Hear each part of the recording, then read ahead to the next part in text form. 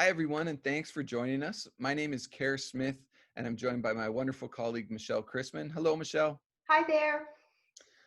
What we're going to do today is take you through a crash course on cooperatives and the cooperative business sector, which Michelle and I like to think is the best kept secret in business. And hopefully you'll feel the same after this video today. So how we're going to start is with a little quiz question. So just take a moment and think, in today's music business, what do you think 66 cents represents? What does that figure represent? All right, you have an answer? Here's the actual answer. For every $13 album sold, bands signed to record labels get 66 cents. Now think about that. You're the artist, you create the music, you go out and perform it.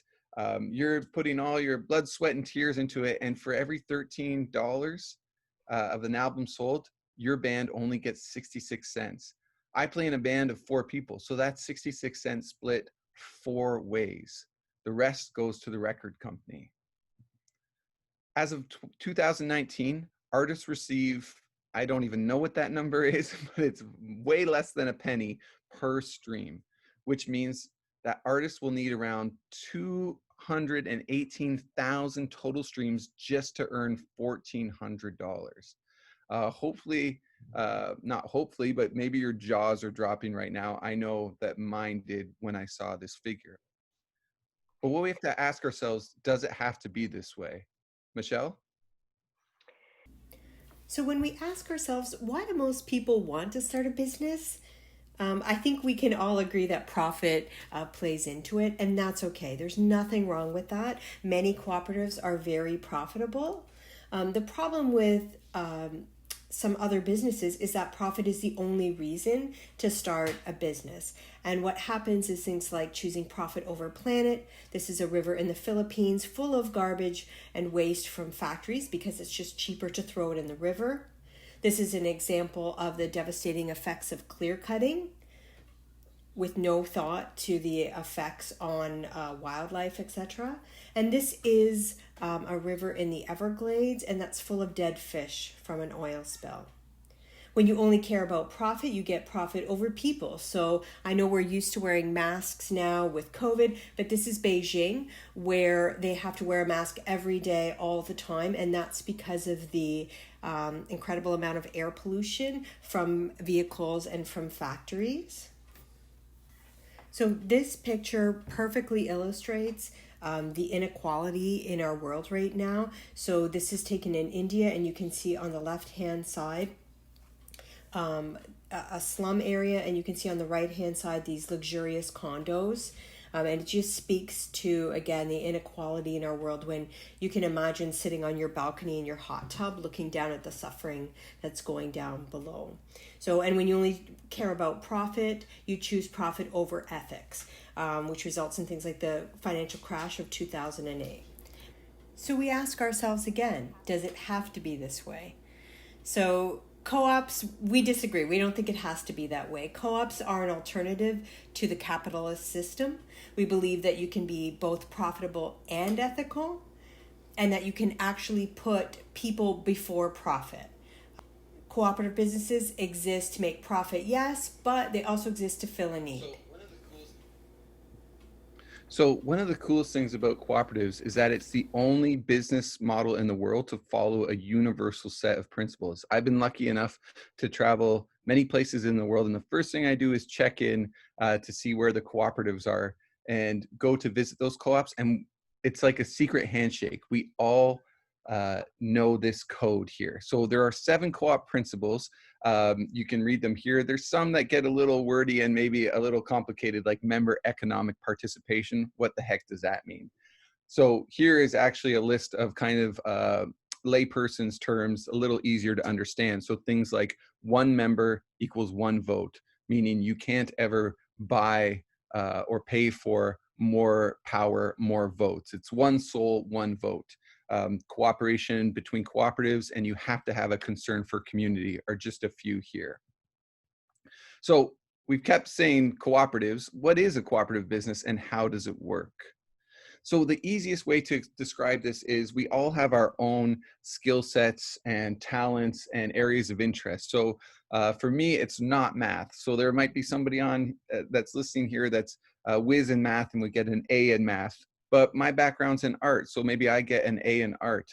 The idea is we are far stronger when we are together and better together. So all of our different skill sets, when we come together, create an A plus. That's the easiest way of thinking of a cooperative, better together.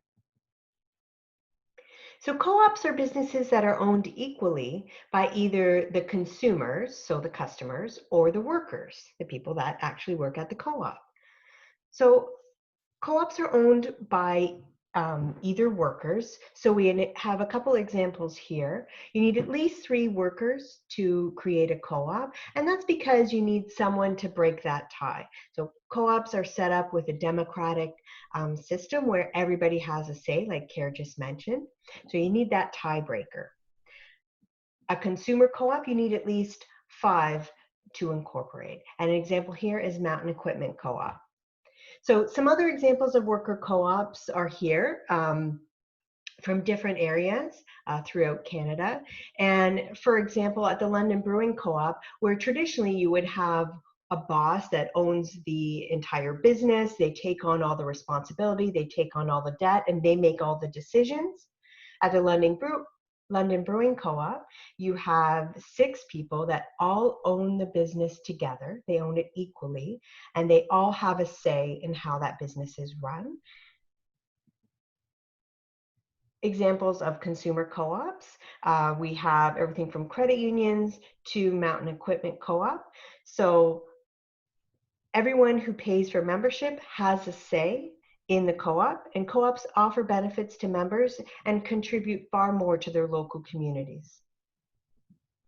So there are other kinds of co-ops too. We won't go too far into the details, but just to make you aware of what's going on in your neighborhood, in your community. Obviously, we have housing co-ops, which Neill-Wycik is one of them. These are great for student housing and also for long-term permanent housing. There are hundreds of housing cooperatives across our province and beyond. We also have producer marketing co-ops where groups will come together or individuals will come together to pool their resources to produce materials such as Gailey Foods, which is owned by over 1,400 individual dairy farmers who have come together across Ontario. Or Home Hardware, for example, where they will pool their resources to have one marketing kind of machine between all the individual stores.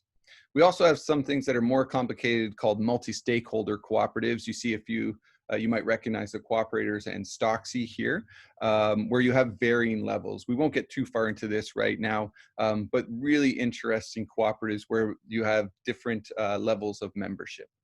So one of my favorite kind of examples is, let's say, perhaps you're interested in photography or cake baking or event planning. Well, instead of doing all of this on your own, you could form a cooperative where you still do your own business, but you are under the umbrella of a cooperative with other individuals. So you can see here a wedding co-op in Scotland.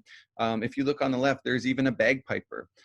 So you could see, instead of having to do all your own marketing, you could rely on others in the cooperative to help market with you and have one web page where you are spreading word of mouth and promoting each other to do your service.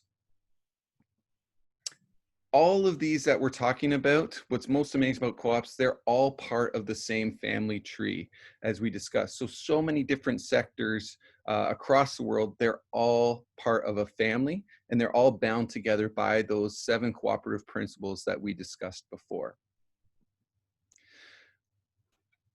Here in Ontario and in Canada, we're a little bit behind the rest of the world when it comes to awareness about cooperatives. But as you can see, about 1 in 7 people in the world are members of a cooperative. If you go to places like Italy, Spain, all over South America, across Africa, cooperatives are just a way of life and super familiar to everyone. We need to do a bit more education here in Canada, but our greatest weaknesses are our greatest strengths. And as we said, this is a chance to be let in on the best kept secret in business and pass along the word. So we've talked about some smaller co-ops. I wanted to give you an example of some major businesses that you might not have known are cooperatives. So here we have Chelsea Soccer Club and Barcelona Soccer Club's logo, two of the biggest soccer teams in the world. What's the difference between them? Well, Chelsea is owned by this gentleman who is a Russian billionaire oil tycoon. This is one of his four planes and his yacht, which is the largest yacht in the world. And this is one of his many mansions. So life is pretty good if you're Roman Abramovich, who is the owner of Chelsea. However, the problem is he is the sole owner of this club. And so as he decides, the club goes. So if he wanted to raise ticket prices astronomically or move the team to another area, he can do that. So where's the problem there? Well, what if you are someone who works in the stadium, who relies on that income, or who has a business in that area, and now the team's gone just because of the whims of one person? That's pretty scary and dangerous.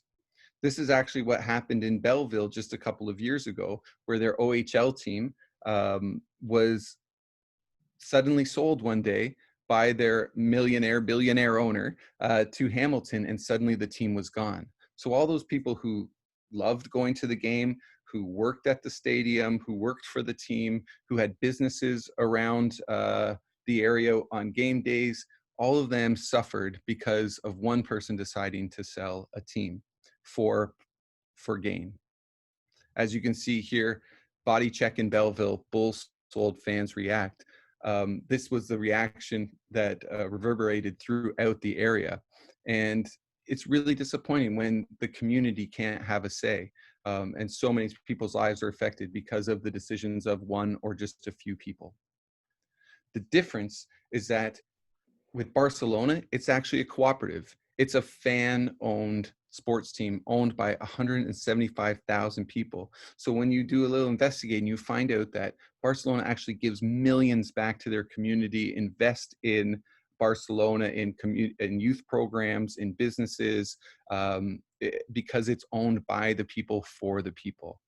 We actually have some examples of this in Canada, where the Saskatchewan Roughriders are another fan-owned team owned by 11,000 people. And the Green Bay Packers are actually a cooperative owned by 320,000 people. Some of my favorite stats, I love this hat. This is a fantastic hat, about the Green Bay Packers are that they are the most successful team in the history of NFL. They're the only team to never be sold because they're a cooperative. And because they're a cooperative, the NFL now has a rule that there will never be another cooperatively owned team. Isn't that crazy? The most successful team that's never been sold, and it can never happen again. Why is that? Well, because a group of very, very rich people, of the other owners, have no say as to what happens with this team. They can't convince somebody that it would be more profitable to move the team to another city, because in order to do that, they would have to get 51% of the vote from 320,000 people to agree that this was a good move for the team. Probably not going to happen when you think of all the people, like we talked about, in that city that are invested and lives depend on this team. So, do you know who owns your bank? Just think about that for a second. So, if you bank with one of the big five, a chartered bank, your bank is owned by shareholders. A lot of people, especially in Canada, think that the government owns their bank, but that's actually not the case. Banks are for-profit businesses, just like Walmart or Home Depot, and they exist solely to make a profit. So, what's a credit union? Where do they fit in? So, credit unions are exactly like banks as far as they offer the same financial services as a bank, but the difference is it's a not-for-profit cooperative bank. So credit unions are owned by their customers, the people that bank there, and everyone who has an account at a credit union actually has a say. Every member has an equal vote on how the credit union is run, and credit unions have annual meetings where they divulge their financial information and encourage members to vote on big issues. So credit unions, many existed to serve specific groups of people with specific needs, like the police credit union, the teachers credit union. But now we've moved away from that a little bit more, and many credit unions have opened up their membership just to the general public. And anyone can become a member of a credit union.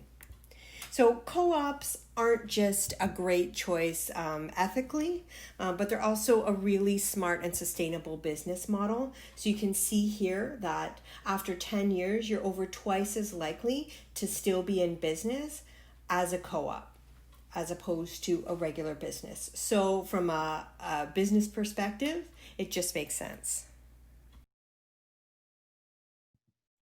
Okay, so coming back after we've learned about these different types of cooperatives and the different models they can take, let's go back to the start.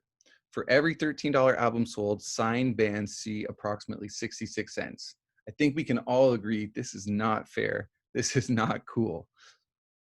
As we said, co-ops exist to fill a need. So with what we've learned, how do we resolve this? We see a problem, we see a need. Now let's come up with the cooperative solution. Here's an answer.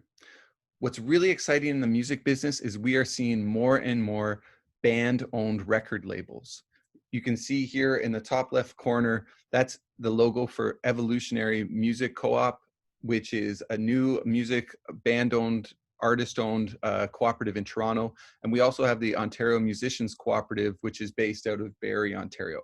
And this is where bands and artists will come together and decide to take back the power, where maybe 20 artists will come together and co-own a studio or co-rent a studio, share an equipment, have one website, help market each other. And you know the best part is when they say sell an album for $13, how much do they keep? $13. They will all decide how much they want to reinvest and share in the cooperative, to bulk buy, to, as we said, co-own a space, etc. But that decision lies with them, and the majority of their profits don't go off to a record label somewhere else. This is a really cool model, and as you can see, a great solution to a big need in the music sector. Okay, so what's next? We've learned a little bit about cooperatives. What can you do next as a plan of action? It's simple. Just ask yourself the co-op questions. Take some time to think about, where is there a need in my life? Maybe in my community, maybe in my school, maybe in the building. What's difficult to gain access to? Is it books? Is it organic food, local food, etc.? Why is that? A high cost location? What's missing in my city? What services could we benefit from? Others that I know, others in my community. It's just asking yourself these simple questions where you start to think, now, how can I come together with others?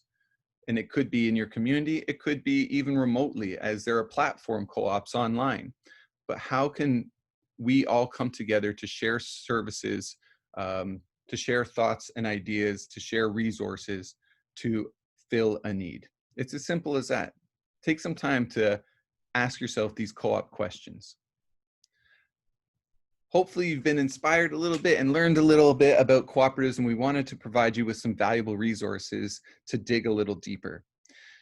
Here is a website that is for the Ontario Cooperative Association. You'll see the URL at the top. This is a not-for-profit association that connects and provides information for all cooperatives and those interested across Ontario.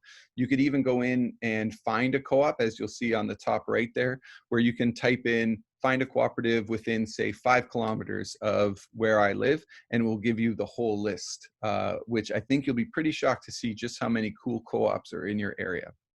Now expanding out to the national level, we have Canada.coop, and this is for Cooperatives and Mutuals Canada. This is the national organization.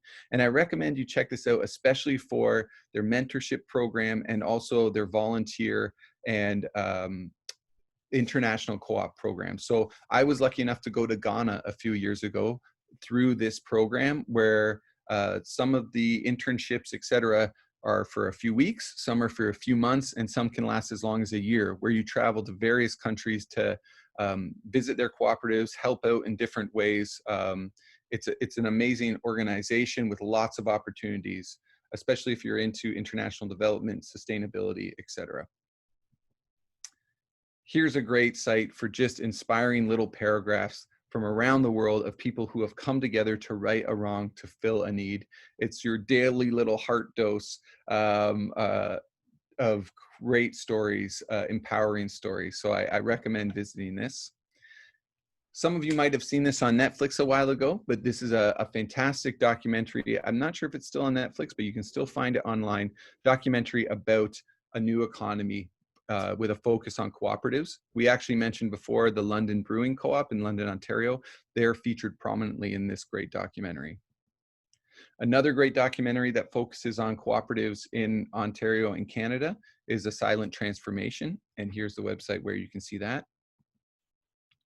If you're interested in seeing some cool YouTube videos and have them all separated into categories, you can see here cultivate.coop is a great site for resources with very specific categories for cooperatives. And cooperativesfirst.com is an amazing site based out of Western Canada, which provides things from even business planning resources, various resources, and even free workshops and courses that you can take.